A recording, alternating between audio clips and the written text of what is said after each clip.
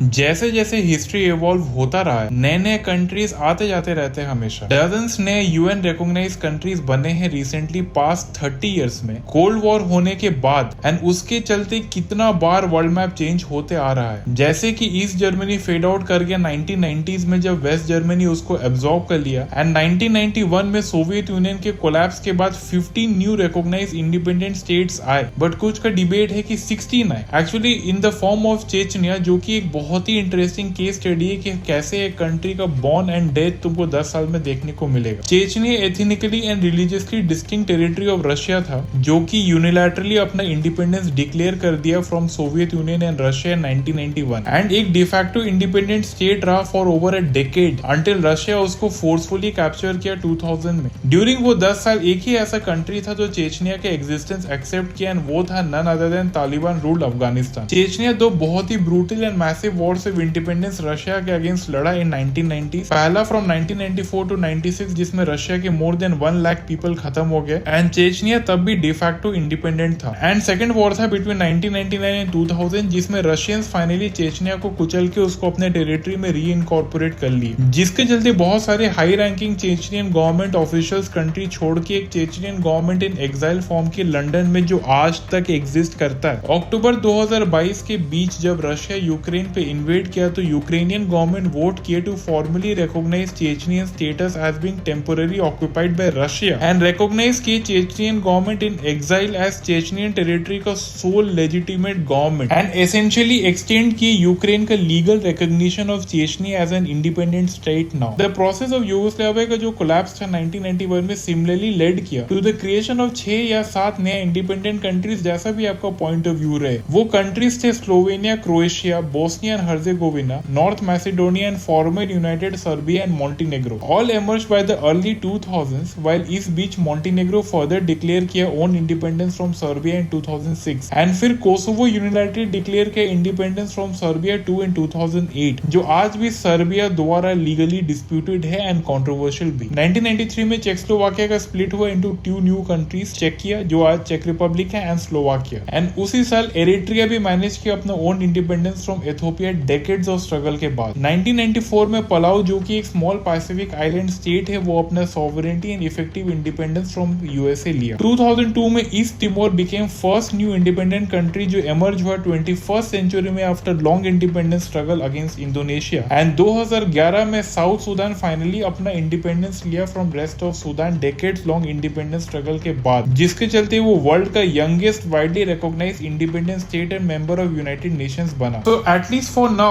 dozens of नए countries became independent across 1990s, but जब से 21st century शुरू हुआ हम 4 most widely recognized examples देखते हैं, जैसे east Timor, Montenegro, Kosovo and south Sudan so far, and no more widely recognized examples have taken place in past 13 years, जो कि एक बहुत ही इंटरेस्टिंग क्वेश्चन उठाता है यहाँ वीडियो का जो टॉपिक है, what are the most likely new countries that have a possibility to emerge on the world stage next। बहुत सारे पॉसिबिलिटीज है जो मैं कवर करूंगा इस वीडियो में, एंड बहुत सारे कवर नहीं भी करूंगा जो ऑलरेडी एग्जिस्ट करते हैं de facto sense but lack wide scale international recognition, जैसे Kosovo claimed by Serbia, Sahrawi Arab Democratic Republic claimed by Morocco, Turkish Republic of Northern Cyprus claimed by Cyprus, Abkhazia and South Ossetia claimed by Georgia, Transnistria claimed by Moldova, Somaliland claimed by Somalia, और the Republic of China on Taiwan जो People's Republic of China claim करते हैं। इस video में हम only cover करेंगे potential new independent state जो अभी तक एग्जिस्ट नहीं करते हैं in either legal de jure sense nor in de facto sense, and so ये लिस्ट स्टार्ट करने के लिए the most likely right now that the newest country that will emerge soon and that will probably also be widely recognized होगा as 194th member of United Nations, वो है none other than Bougainville in Western Pacific। Bougainville एक geographically westernmost and largest part of Solomon Islands archipelago का है, but while rest of Solomon Islands are an independent nation, Bougainville has long been politically part of Papua New Guinea। अगर history देखा जाए तो it dates back to very end of 19th century in 1899 जब colonial German empire laid किया claim to Bougainville and annexed it into a nearby colony of German New Guinea। फिर World War I में Australians invade किए और occupy किए German colony in New Guinea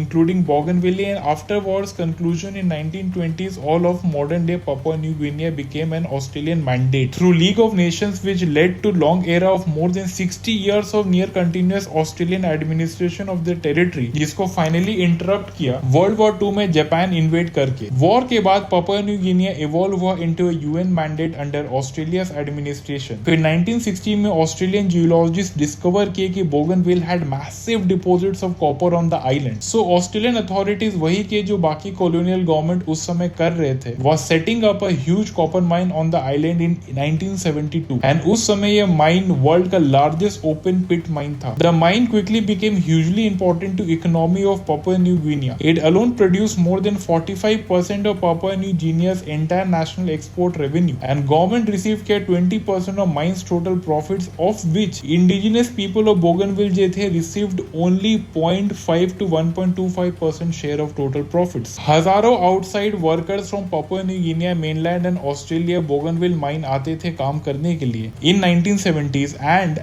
as more of them came and most of the profits left the island, indigenous people of Bougainville बहुत ज्यादा increasingly resentful हो गए। There are massive cultural and linguistic difference between Papua New Guinea का mainland and Bougainville के बीच में। Papua New Guinea itself is usually classified है world का one of the most linguistic diverse country in the world, जहां 893 से ज्यादा separate languages बोले जाते हैं। ये बहुत ही रूरल कंट्री है with only about 13% of the population आज के दिन में cities में रहते हैं, and some of the most challenging mountainous and rainforest terrain on the planet है यहाँ। Papua New Guinea आज भी इतना isolate and remote part of the world है कि आज भी कोई कंसेंसस नहीं है कि कंट्री का रियल पॉपुलेशन आज के दिन में है क्या। गवर्नमेंट रिपोर्ट करती है उनका टोटल पॉपुलेशन 9.4 मिलियन पीपल है, बट क्रेडिबल स्टडीज जो कंडक्ट हुआ है recently as recent as December 2022 के हिसाब से एस्टिमेटेड है कि the population of the country is approx 17 million people, यानी डबल ऑफ जो वहां की गवर्नमेंट क्लेम करती है। Compare to Papua New Guinea mainland, Bougainville बहुत ही छोटा एंड लेस पॉपुलेटेड है with only around 3 lakh people today. इनका culture and ethnicity is more closely related to Melanesians of the neighboring Solomon Island than compared to Papua New Guinea mainland. So perhaps यही reason है of the start of conflict between Papua New Guinea and Bougainville after opening of massive open pit copper mine in early 1970s. मिलते हैं part 2 में और interesting countries जो world में emerge करेंगे next few years में।